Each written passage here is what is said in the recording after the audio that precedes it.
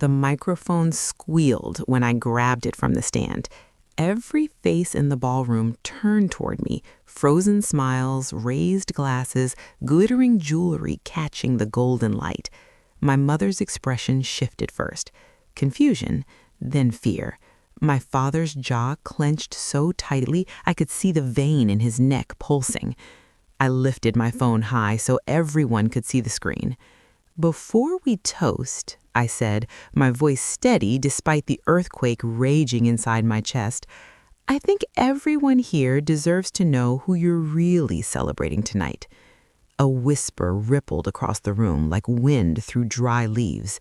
My mother took a step forward. "Put that down," she hissed, her perfect smile cracking.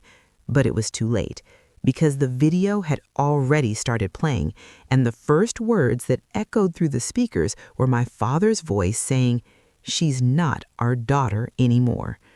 Welcome to my YouTube channel. This is my story of betrayal, and if you've ever trusted the wrong person, hit that subscribe button because you are not alone. Here is how it happened. I was reading comments on my YouTube videos the other day, and I realized I wasn't the only one who had been betrayed by the people who were supposed to love them most. Hundreds of strangers wrote about parents who chose pride over loyalty, appearances over truth. And every time I read those words, my stomach twisted, because I knew exactly how that felt. You see, from the outside, my family looked perfect. My parents were the kind of people others admired, successful, polished, respected. My father owned a chain of luxury furniture stores. My mother ran charity galas and sat on boards that made her seem untouchable. People used to tell me I was lucky. I believed them once, until the night they proved I meant nothing to them. It started 6 months before the anniversary party. I still remember the day I walked into the house and felt the air had changed. It wasn't obvious, no shouting, no slammed doors, just a quiet tension, like the moment before a storm breaks. My parents were sitting at the dining table, not eating, waiting. "Sit down," my father said without looking at me. His voice had that cold, formal tone he used in business meetings. My chest tightened. Something was wrong. I sat. My mother folded her hands like she was about to pray. Then she said words that shattered everything I thought I knew about my life. "We need to talk about the disgrace you've brought to this family." At first, I didn't even understand what she meant. "Disgrace?" I whispered. My father slid a printed photograph across the table toward me. My fingers trembled as I picked it up. It was a picture of me holding hands with someone they never would have accepted. And in that moment, I realized this wasn't a conversation. It was a trial. "You lied to us," my father said. "I didn't lie," I replied quietly. "I just didn't tell you everything." "That's the same thing," he snapped. My mother's voice came next, sharp, cold, surgical. "Do you understand what people will say if they find out? Not, are you happy? Not, is this person kind to you? Not, do you love them? Just, what will people say?" And that was when I understood something for the first time. My parents didn't love me unconditionally. They loved their reputation. For weeks, the house became unbearable. My mother stopped speaking to me unless it was to criticize. My father avoided looking at me entirely. Family dinners turned into silent battles, fought with cold stares and unspoken resentment. But I still believed, foolishly, that they would come around, because they were my parents, because I loved them, because I couldn't imagine they would ever truly choose pride over their own child. I was wrong. The breaking point came 3 months later. My father called me into his office. He closed the door slowly, and then he said something that still echoes in my nightmares. "You have 2 choices," he told me calmly. "End this relationship or walk out of this family forever." My breath caught. "You don't mean that," I whispered, but his eyes were empty. "I do," he said, And in that moment, I realized he had already made his decision. I left that room shaking. My mother didn't even try to stop me when I packed a bag that night. She just stood in the hallway, arms crossed, watching like I was a stranger, or worse, an embarrassment. "You're throwing your life away," she said. "No," I replied, tears streaming down my face. "You're throwing me away." And she didn't deny it. I moved out the next morning. No goodbye, no apology, no attempt to fix what they had broken. Just silence. Cold, complete silence. For 3 months, they didn't call, they didn't text, they didn't ask if I was alive. It was like I had never existed. Until one day, an invitation arrived in the mail. Thick cream paper, gold lettering, elegant, perfect, just like them. It read, "You are cordially invited to celebrate the 30-year anniversary of—" I stared at it for a long time, because at the very bottom, in small print, were words that made my stomach drop. "Formal attire required. Family speeches will be given." And beneath that, in my mother's handwriting, "We expect you to behave." That was the moment I realized something chilling. They didn't invite me because they missed me. They invited me because they needed me. Needed me to play a role, to smile, to pretend, to help maintain the illusion of their perfect family. And that night, I made a decision that would change all of our lives forever. Because if they wanted a performance, I was going to give them one they would never forget. But I had no idea just how far this would go, or what it would cost me in the end. And the real shock was, it wasn't what they did at the anniversary party that broke me completely. It was what I discovered the night before the event, something so devastating it made revenge feel like the only option left. And when I saw the truth hidden inside my father's locked office drawer, I realized my parents had been lying to me my entire life. The night before the anniversary party, I told myself I was only going back to the house for one reason: closure. That's what I kept repeating as I parked across the street and stared at the familiar gates, the same iron bars I had passed through thousands of times growing up. But that night, they looked different, colder, like they were keeping something in or keeping me out. The house was dark except for the soft golden glow coming from my father's office window on the second floor. My chest tightened. He was never careless, never forgetful. If the light was on, it meant one of two things. Either he was inside or he had left in a hurry. I waited. 10 minutes. 20. No movement. Finally, I stepped out of the car. My heart pounded so loudly I could hear it in my ears as I walked up the driveway. I still had my old key. They hadn't bothered to ask for it back. Maybe they thought I'd never come back. Or maybe they never imagined I'd dare to. The lock clicked open with a sound that felt far too loud in the silent night. I slipped inside, and suddenly I was standing in my childhood home like a ghost. Everything looked the same: the polished marble floors, the framed family photos on the walls, smiling faces frozen in perfect moments. But now they felt like lies. Every smile in those pictures looked fake, manufactured, like we had all been actors in a play we never chose to be part of. I forced myself to focus. I wasn't there to relive memories. I was there because something didn't add up. Because that invitation, that strange handwritten note, the sudden expectation that I give a speech, it didn't feel like reconciliation. It felt like a setup, and my instincts told me the answers were in my father's office. The door creaked when I pushed it open. I froze, listening. Silence. Then I stepped inside. The room smelled exactly the same: leather, paper, and my father's cologne. His desk sat in the center, immaculate as always. No loose papers, no clutter, just precision. But my eyes went straight to the bottom drawer, the locked one, the one he never let anyone touch. Even when I was little, he used to say, "Some things aren't meant to be seen." At the time, I thought it was about business secrets. Now, I wasn't so sure. I searched the room quickly. The key wasn't in the obvious places, not under the keyboard, not behind the books. Then I noticed something strange. A framed photo on the bookshelf, one of me at my high school graduation, was slightly crooked. My fingers trembled as I lifted it, and there it was, a small silver key taped to the back. My stomach twisted. Why hide it behind my picture? Why there, of all places? The answer came to me instantly.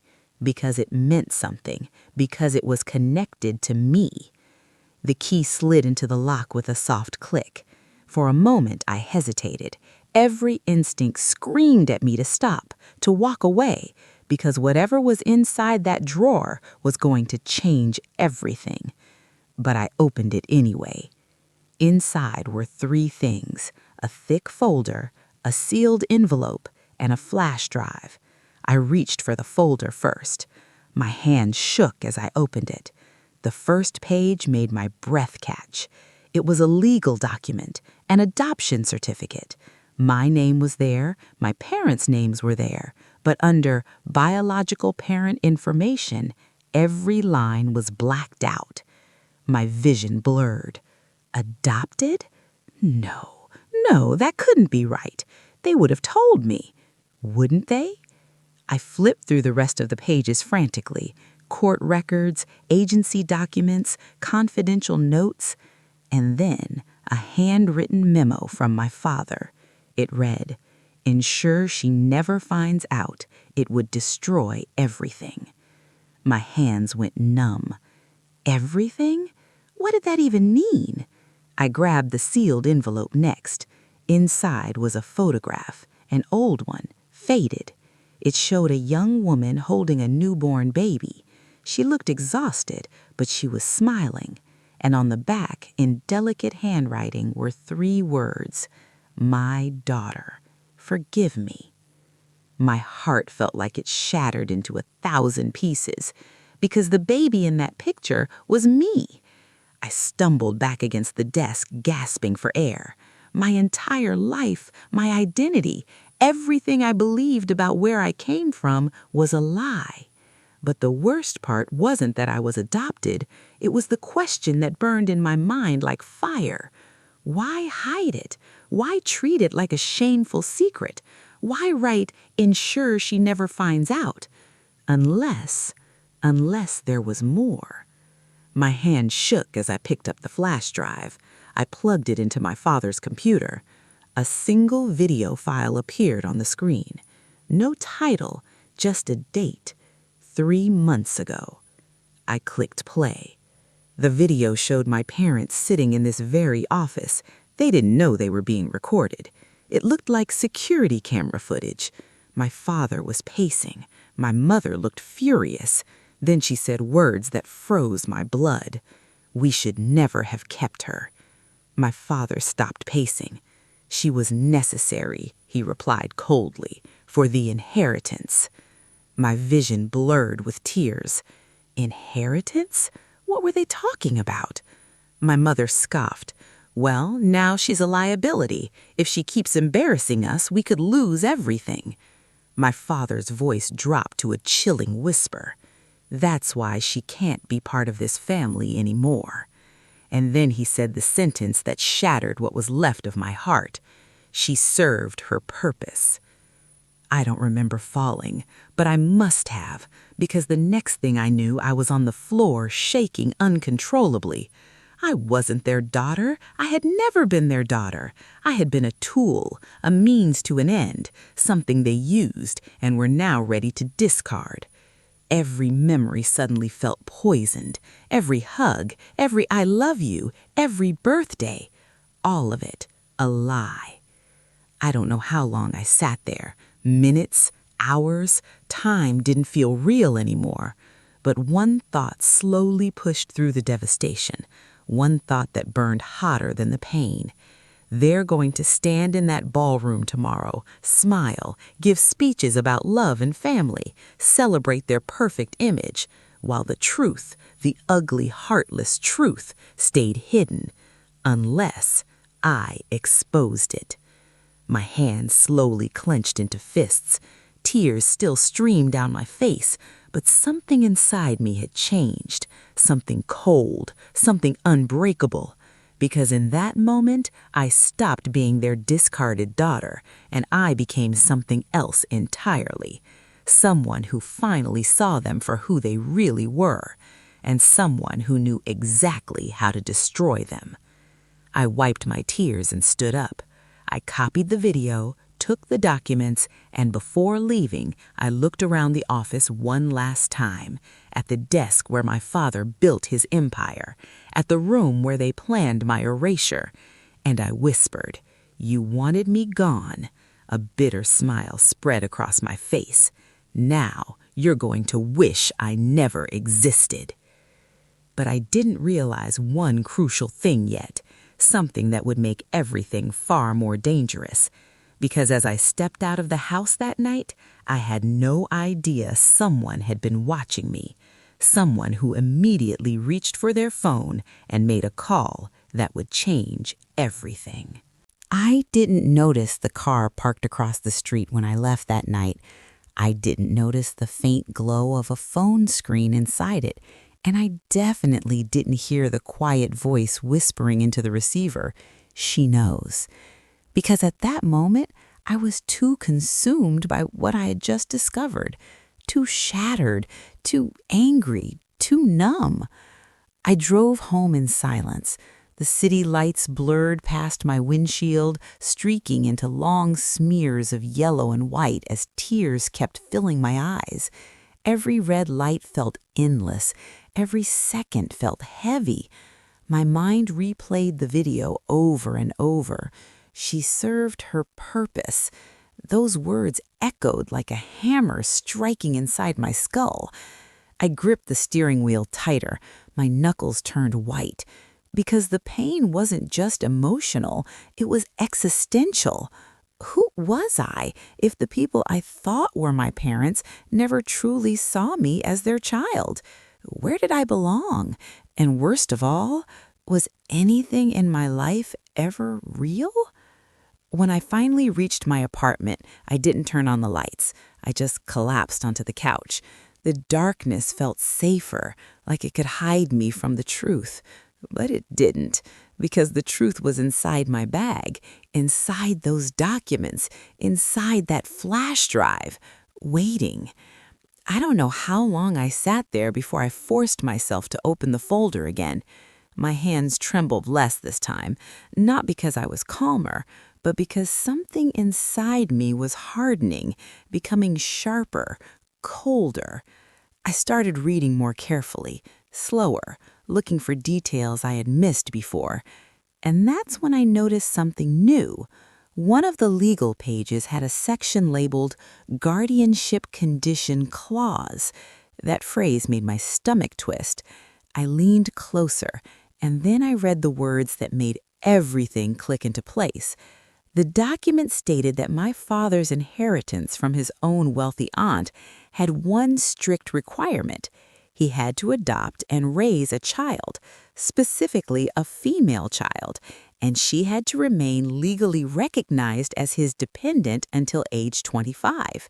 If that condition was broken, he would lose the inheritance entirely. I froze. My chest felt tight. 25? I had just turned 24 last month, which meant I wasn't discarded because of my relationship. I wasn't rejected because of family reputation. I was being pushed out because they no longer needed me. Because once I turned 25, the condition would be fulfilled, and they could finally erase me without consequences. The realization hit like a physical blow. My entire life, my childhood, every milestone had been part of a legal requirement, a financial transaction disguised as love. I pressed my mouth against my midriff to stop a sob from escaping, Because the worst part wasn't just the betrayal, it was the cruelty. They hadn't simply hidden the truth, they had built a fake world around me.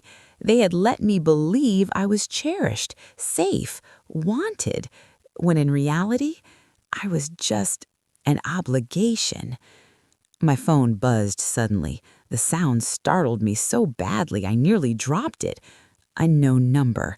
I hesitated, then answered. Hello? Silence. Then a voice spoke. Low, cold, familiar. You shouldn't have gone back to the house. My blood ran cold. My father. I couldn't speak. My throat felt locked shut. He continued calmly. You took things that don't belong to you. My heart pounded. How do you know? I whispered. A pause. Then he said something that sent a chill down my spine. Because I've always known exactly what you were doing. The implication hit instantly. I hadn't just been watched that night. I had been watched for much longer. Listen carefully, he said, his voice turning sharper. What you found changes nothing. The anniversary event will proceed as planned. As planned, I repeated, disbelief and rage rising inside me. Yes, he replied. You will attend, you will behave, and you will not embarrass this family. I laughed bitterly. The sound shocked even me. You think I still care about your reputation? His voice hardened. You should care about your future. A cold knot formed in my stomach. What do you mean? Then he delivered the threat quietly. Without us, you have nothing. No inheritance, no financial support, no connections, no protection. The silence that followed felt suffocating, because he wasn't entirely wrong. They had always controlled everything, my education, my finances, my opportunities, and now he was reminding me how powerless I was supposed to feel. But something inside me didn't break this time. It snapped into place, like a final piece of a puzzle, because suddenly I understood the truth. He wasn't calling because he was confident. He was calling because he was afraid, afraid of what I might do, afraid of what I now knew. My voice steadied. You know what's funny? I said quietly. He didn't respond. You think you still control the story. A long pause. Then I heard him exhale slowly. Be careful, he warned. Revenge destroys everyone involved. I looked at the folder in my lap, at the evidence of a lifetime of lies. Maybe, I said softly, but silence destroys people too. And then I hung up. The apartment felt impossibly quiet afterward, but inside me, the storm had finally settled, not into peace, into clarity, because now I knew exactly what they wanted. They wanted me to show up at that anniversary party, to smile, to pretend, to play the role of the grateful daughter, one last time, so they could maintain their perfect image before discarding me completely. I stood up slowly, walked to the mirror, and stared at my reflection. My eyes looked different, harder, older, like I had aged 10 years overnight. I was never your daughter, I whispered. The words hurt, but they also freed something inside me, because if I had never truly belonged to them, then I didn't owe them anything, not loyalty, not silence, not protection. I walked back to the couch and picked up the flash drive, held it tightly in my palm. This tiny piece of plastic held the power to destroy everything they had built, their reputation, their social standing, their carefully crafted illusion. And for the first time, I didn't hesitate. I knew exactly what I was going to do. The next morning, I opened my laptop, created multiple copies of the video, saved them in secure locations, scheduled anonymous email drafts, prepared backup plans. Because if there's one thing my father had taught me, it was how to think strategically, and I was about to use those lessons against him. By the time evening came, I was ready to walk into that ballroom, ready to face them, ready to expose the truth. But there was one thing I still didn't know, one detail that would make the night far more explosive than I expected. Because as I got dressed for the anniversary event, my phone buzzed again, a message from an unknown number. Just 3 words, "I know everything," and beneath it, a picture taken from across the street the night before, showing me walking out of my parents' house. My hands started to shake, because whoever sent that message wasn't my father, and they had just made one thing terrifyingly clear. I wasn't the only one planning something tonight. For a long moment, I just stared at the photo on my phone. My breath came in shallow bursts. The picture was grainy, taken from a distance, but there was no doubt it was me. The timestamp at the bottom confirmed it. Last night, 11:42 p.m. Whoever had sent it had been watching the house at the exact same time I was inside my father's office, which meant one thing. I hadn't just been careless. I had walked straight into someone else's plan. My fingers hovered over the screen. I typed slowly, "Who is this?"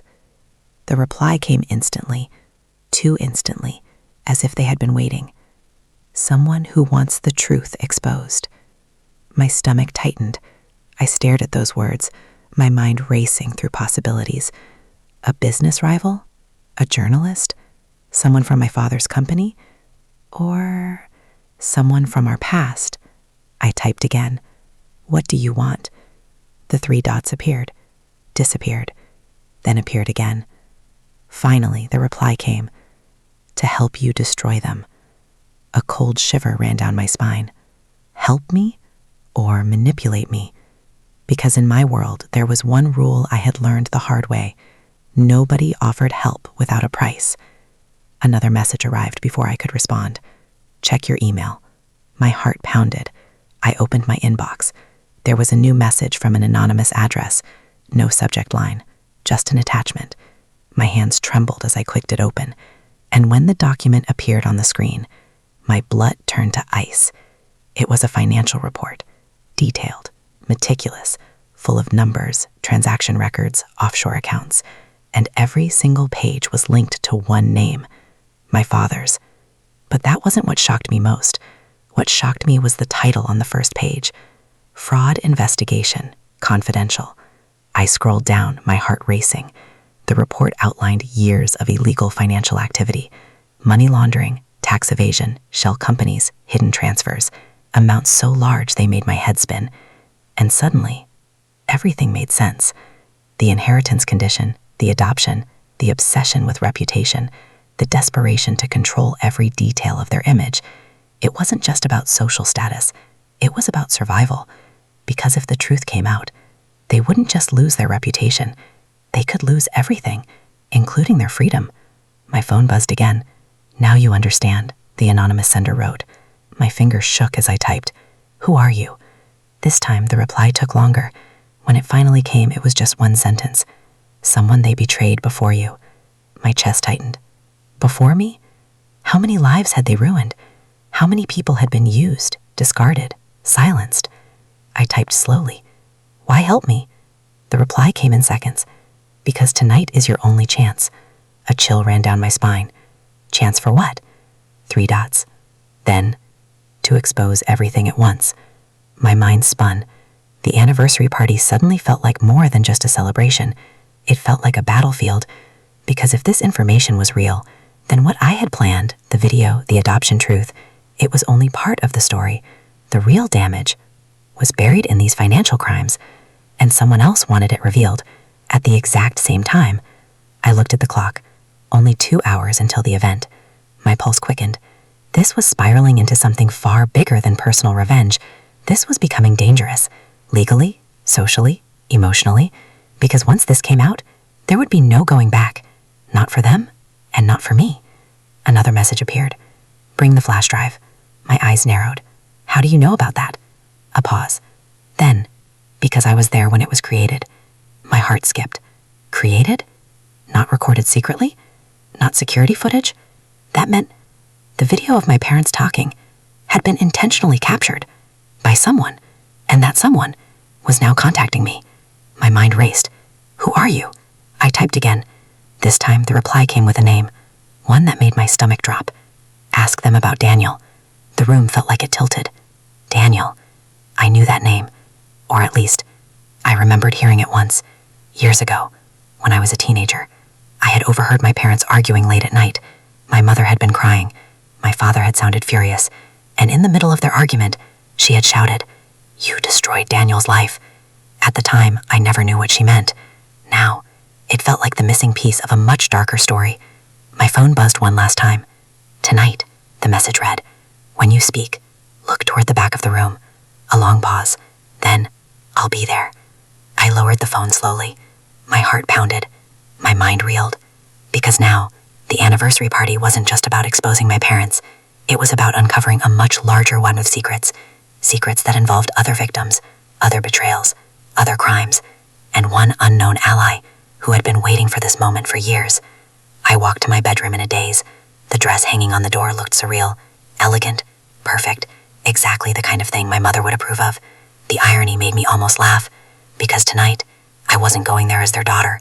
I wasn't going there as a guest. I was going there as a storm.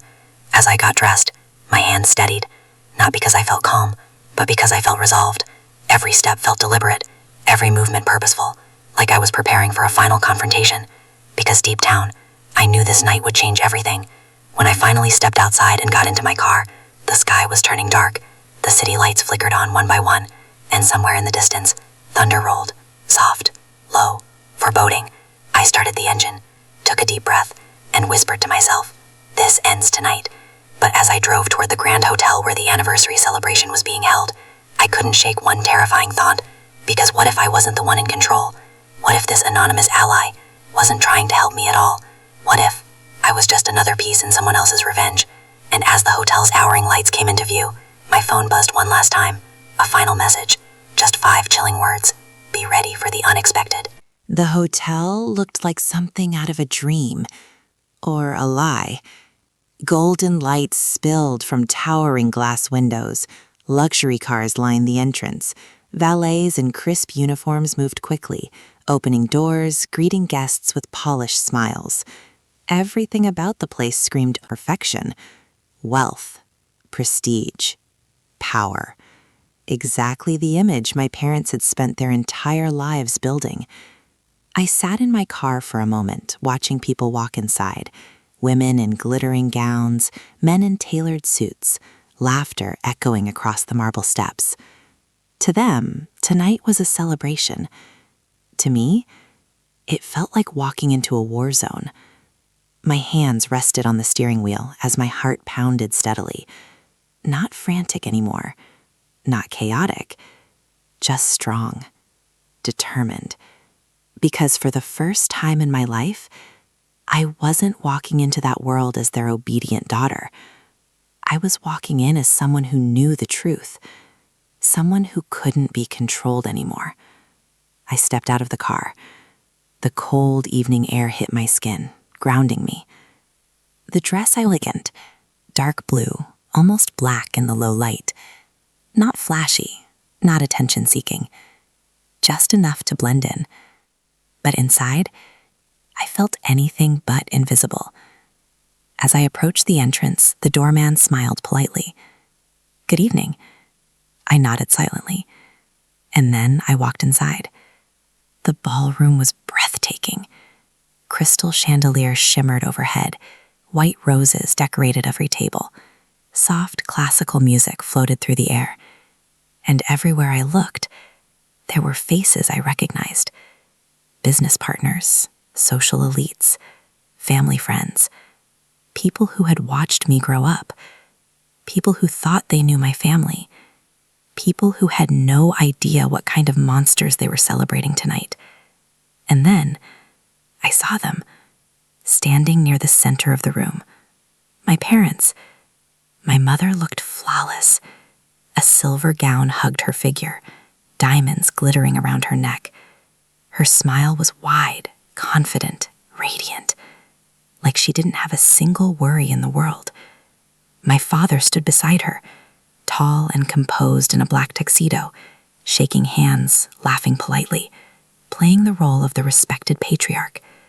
From the outside, they looked like the perfect couple, the perfect family, the perfect success story. My chest tightened, because a part of me, the small, wounded part that still remembered being their daughter, felt a sharp ache at the sight. But then I remembered the video, the documents, the words. She served her purpose, and that ache hardened into something cold, something steady, something unstoppable. My mother noticed me first. Her eyes flicked toward the entrance. For just a fraction of a second, her smile faltered. Then it snapped back into place like a mask. She leaned toward my father and whispered something. He turned, and when his eyes met mine, I saw it. Fear, hidden beneath his calm expression.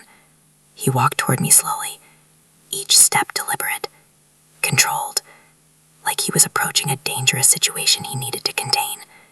When he reached me, his voice was low. "You came." I met his gaze evenly. "Of course," I replied. "You invited me." His jaw tightened slightly. "Remember what we discussed?" he said quietly. "No scenes." I almost laughed. Instead, I smiled politely. "Don't worry," I said. "I wouldn't want to ruin your perfect night." My mother joined us moments later. She leaned in to kiss my cheek, her perfume overwhelming. "Smile," she whispered sharply. "Everyone is watching." I pulled back slightly. "And what will they see?" I asked softly. Her eyes narrowed. "A family," she replied coldly. The word felt like a knife twisting in my chest, but I didn't react. Not yet. The evening moved forward like a carefully choreographed performance. Guests mingled. Drinks were served. Speeches were announced. Laughter filled the room. And all the while, I felt like I was watching a play from outside my own life, because I knew what was coming, and they didn't. About an hour into the event, the host took the stage. He tapped the microphone.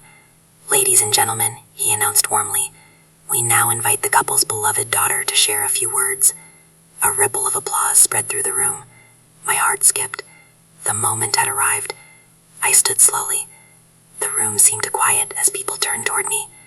My parents watched from their table. My mother's smile was rigid. My father's eyes were sharp, warning, calculating, desperate. As I walked toward the stage, I remembered the message. "When you speak, look toward the back of the room." My pulse quickened. I stepped up to the microphone. The bright lights made it hard to see at first. But then, my eyes adjusted, and I looked toward the back of the ballroom. There, standing near the exit, was a man. Tall, in his late 40s, maybe early 50s. His face was lined with tension. His expression was intense, and his eyes were locked directly onto mine. He gave a single, almost imperceptible nod. Something inside me clicked into place. That was him. Daniel. The person my parents had betrayed long before me. The person who had sent the messages. The person who had been waiting for this moment. I gripped the microphone. My heart pounded, but my voice, when I spoke, was calm, clear, steady. "Good evening," I began. The room fell completely silent. "I've been asked to speak tonight about family." I paused, let the word hang in the air. My parents always taught me that family is built on love, trust, and honesty. I saw my mother's smile tighten, my father's eyes darken. They knew something was coming. I took a slow breath, and then I said the words that shattered the illusion. But tonight, my voice trembled slightly, not from fear, from truth. Tonight, I learned something very different. A ripple of confusion spread across the room. Guests exchanged glances. My parents stiffened. I reached into my clutch and pulled out the flash drive, holding it up for everyone to see. "This," I said quietly, "contains the real story of this family." Gasps spread across the room. My mother stood abruptly. "Stop this," she hissed. But I didn't stop. I looked straight at them, and for the first time in my life, I spoke without fear. "You humiliated me," I said, my voice rising.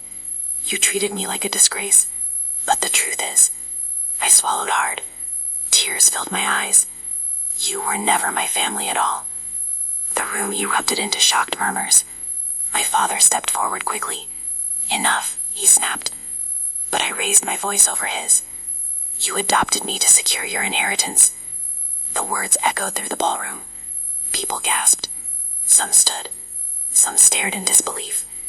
And my mother's face turned completely pale. "But that's not even the worst part," I continued, my voice shaking with emotion. "The worst part is that you planned to discard me the moment you didn't need me anymore." A heavy silence fell, because now everyone understood. This wasn't just a speech. This was an explosion. And then, from the back of the room, Daniel began walking toward the stage. Slowly, deliberately. His presence sent a ripple of tension through the crowd, because something was about to happen. Something even bigger than my revelation. Something that would destroy far more than just their reputation. Daniel's footsteps echoed softly against the polished marble floors, but to me, each one sounded like a drumbeat signaling the end of everything my parents had built.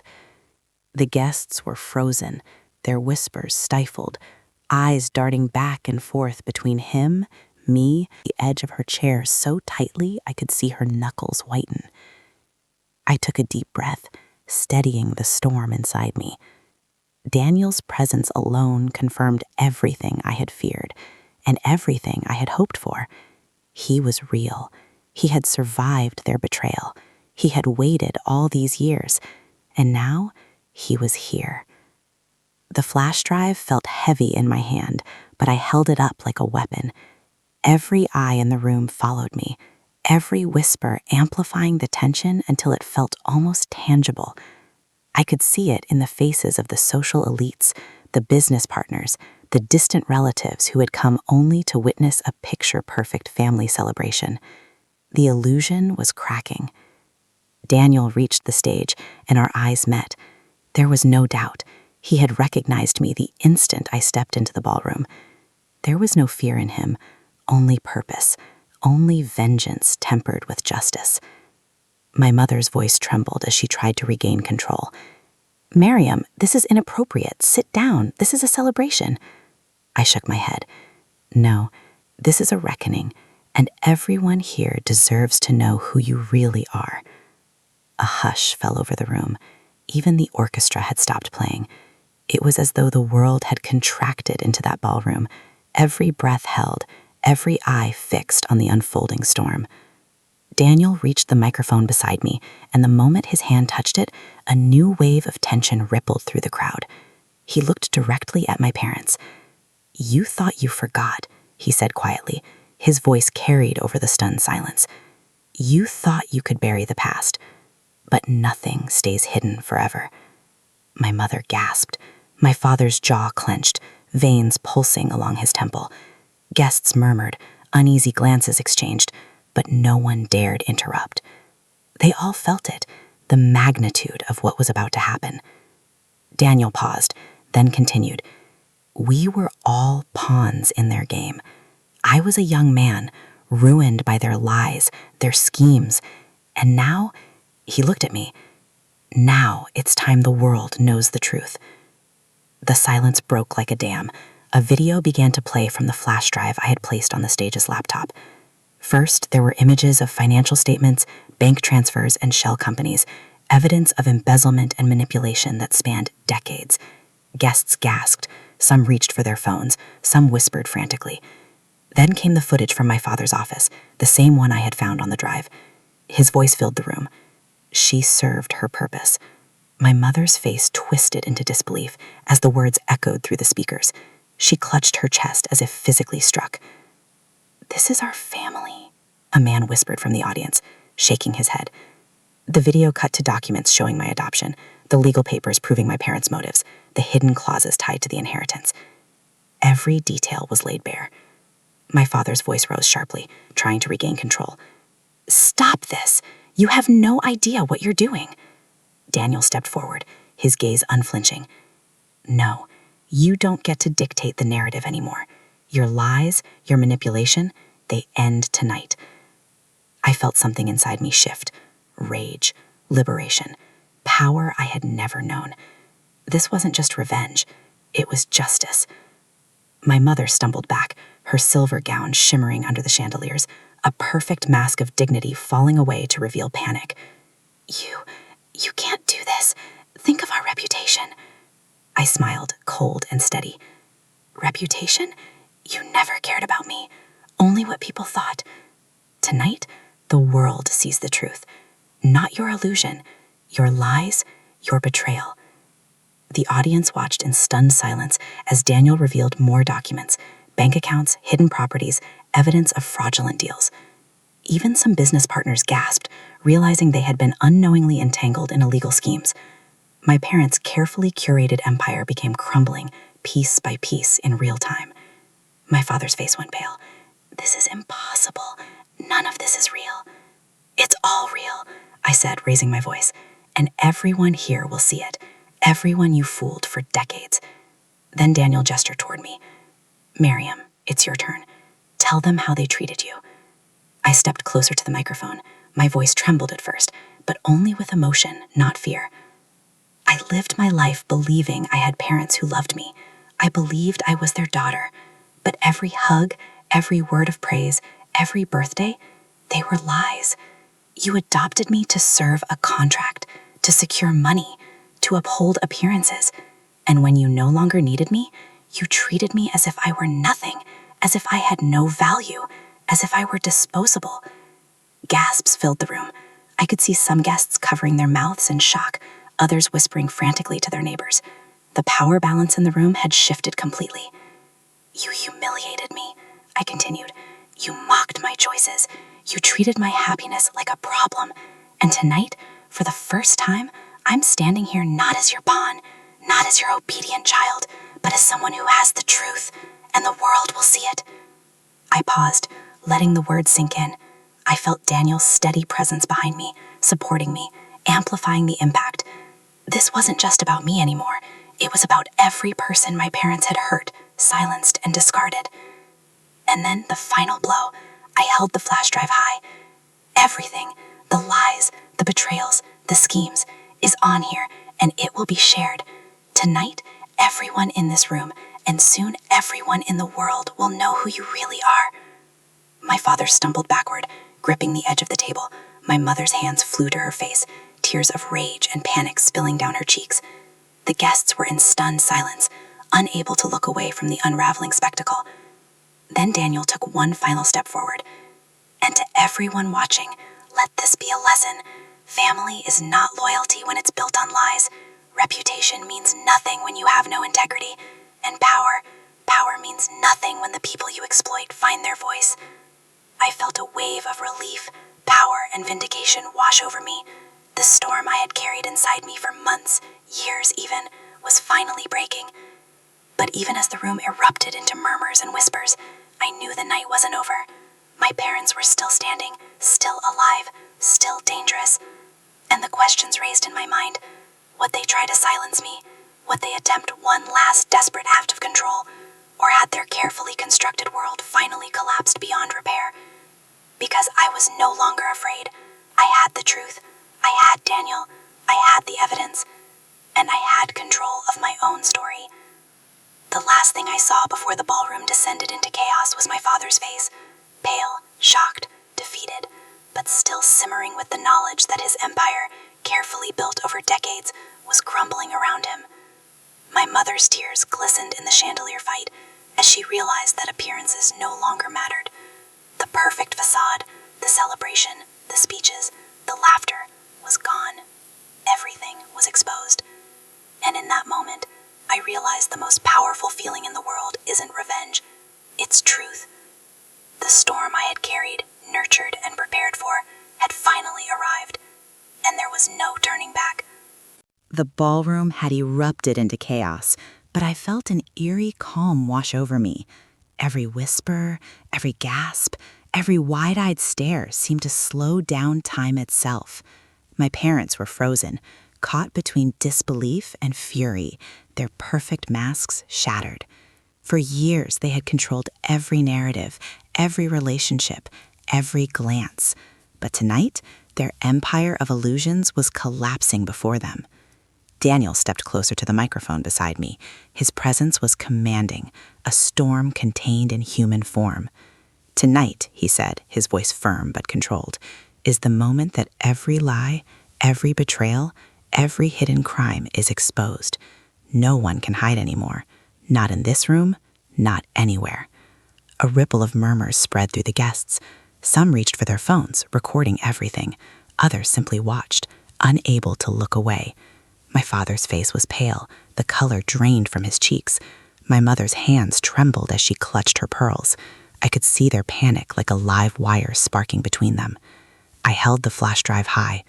"Everything you've done, the adoption, the lies, the financial crimes, the manipulation, it's all here. Every secret, every betrayal, every plan to discard me when I was no longer convenient. It's all going to the authorities, and the world will see it."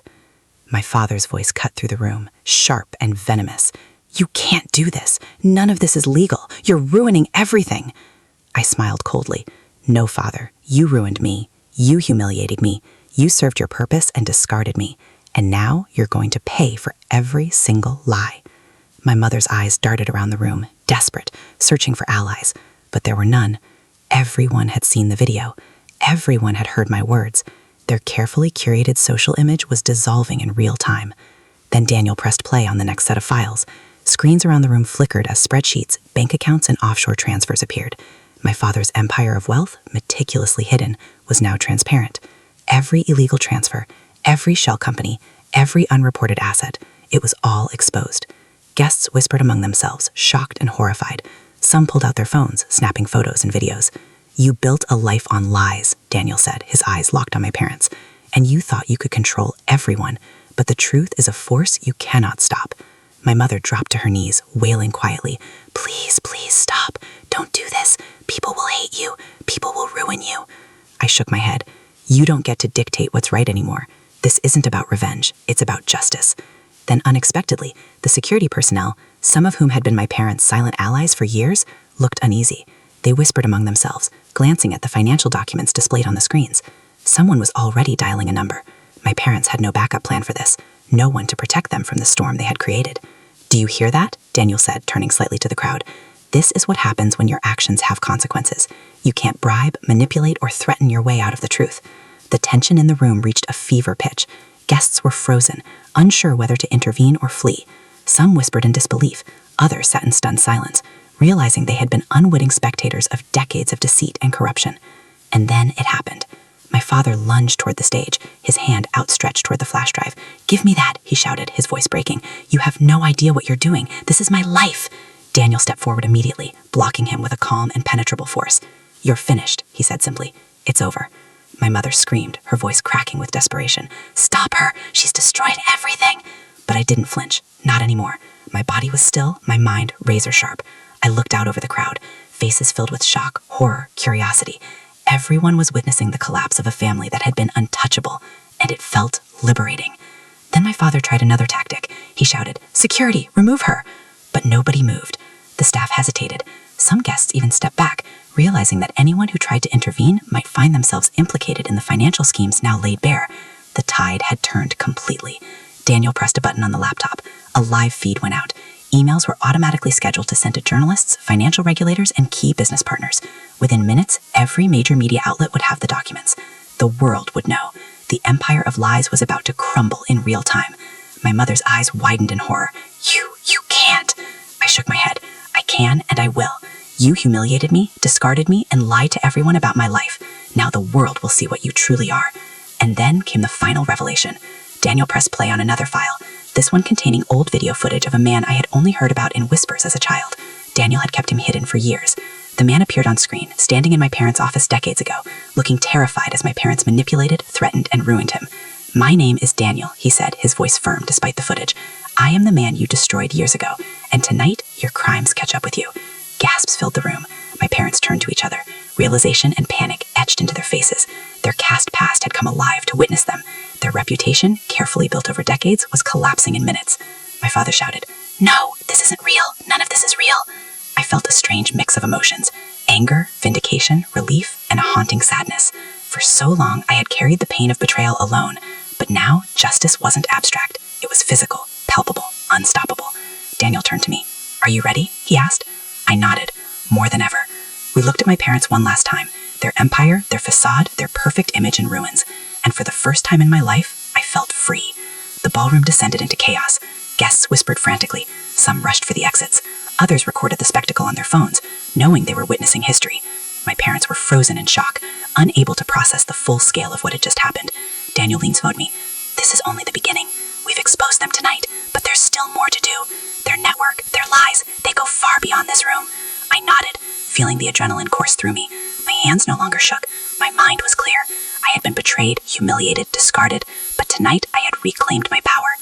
And as my parents realized that nothing, no money, no status, no carefully curated image could protect them anymore, I understood something vital. The truth is unstoppable, and when wielded correctly, it destroys even the most untouchable. But even as the storm raged, I sensed the final tension building. My parents were not yet broken entirely. They were dangerous, desperate, unpredictable.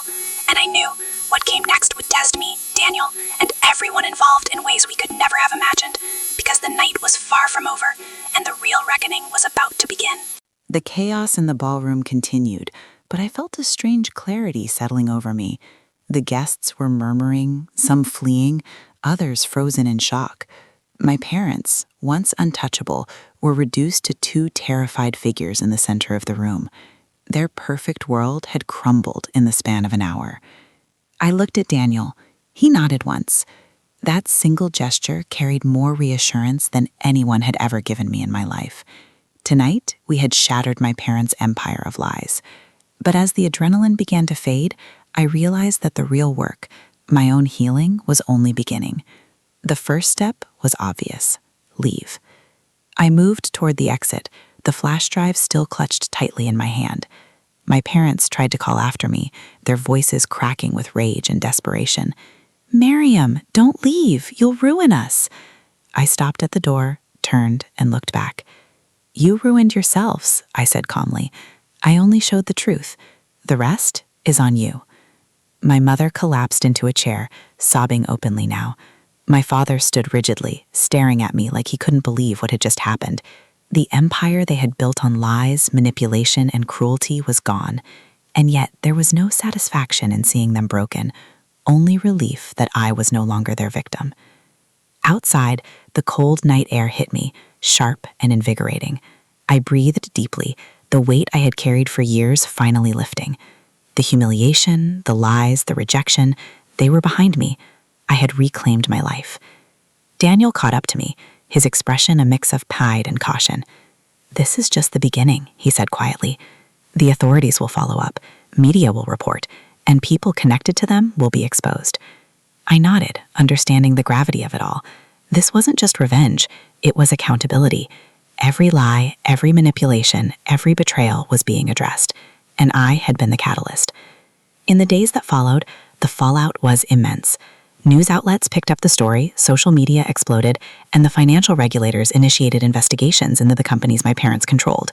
Friends, relatives, and business associates publicly distanced themselves. My parents' carefully cultivated reputations were obliterated. But the most important part, I wasn't afraid anymore. I had faced them, exposed the truth, and survived. I had transformed my pain into power. Even as the chaos subsided, I found moments of reflection. I remembered the night I discovered the adoption documents, the moment I realized my life had been a lie, the fear and anger that had driven me to plan revenge. All of it led me here, to freedom. And yet, freedom came with its own lessons. I realized that no one's loyalty should be taken for granted, that love can be conditional, even from those who call themselves family, that truth, no matter how painful, is always more powerful than deception, and that reclaiming your life sometimes means burning the bridges of the past, but also stepping forward with clarity and strength. One evening, weeks after the anniversary, I met Daniel at a quiet cafe. He had been instrumental in helping me plan the exposure, but he also became a friend, someone who understood the betrayal and the stakes. "You've changed," he said, smiling faintly, "not just because of what you did, but because of what you've learned." I nodded. I had to. For too long, I let their manipulation define me. Now I define myself. We sat in silence for a moment, the city lights reflecting off the cafe windows, and I realized something important. The story wasn't just about my parents' downfall. It was about survival, resilience, and reclaiming identity from the hands of those who tried to erase you. As the months passed, I rebuilt my life. Financial independence, personal relationships, a career built on my own terms. I wasn't just surviving, I was thriving. But I never forgot the lessons learned in that ballroom. I learned to trust cautiously, to question intentions, and to recognize when someone's affection might come with strings attached. I learned that betrayal can be a teacher if you let it, shaping you into someone stronger, sharper, and wiser. One night, I sat at my desk, reflecting on everything that had happened. I opened my laptop and looked at the flash drive, still containing the evidence of my parents' lies and schemes. I didn't feel anger anymore. Not really, only a profound sense of justice and closure. I realized that my story wasn't just about revenge. It was about truth, about courage, about refusing to let the people who humiliated you dictate your worth. And as I typed the first words of a new chapter in my life, I smiled softly, because for the first time, the story was mine. The moral of my journey is simple. Betrayal is a devastating teacher, but it can also be transformative. People who seek to control, humiliate, or erase you may hold power temporarily, but only truth, courage, and resilience endure. And when you find the strength to stand up, to expose the lies, and to reclaim your identity, you discover something more powerful than revenge: freedom. Months later, I received a message from Daniel. "You've done more than anyone could imagine. Your parents' empire is gone, and their lies can never touch you again. Now it's time to live your life." I smiled and replied simply, "Yes, it's finally mine." For the first time, I felt the weight lift entirely. The humiliation, the betrayal, the years of manipulation, they were gone. My story had been rewritten, not by my parents, not by anyone else, but by me. And as I looked toward the future, I realized that true power doesn't come from wealth, control, or appearances. It comes from reclaiming your life, your voice, and your truth, no matter how much it costs. That night, I stood on my balcony, looking at the city lights below. The wind carried a sense of possibility, a reminder that no storm lasts forever. I had walked through fire, faced betrayal, and emerged stronger. My past could not define me anymore, because I had learned the most important lesson of all. Even when the people you love betray you, even when your world is shattered, you have the power to rebuild. You have the power to reclaim your story. You have the power to rise. And that is exactly what I did. The truth had destroyed them, and in doing so, it had saved me.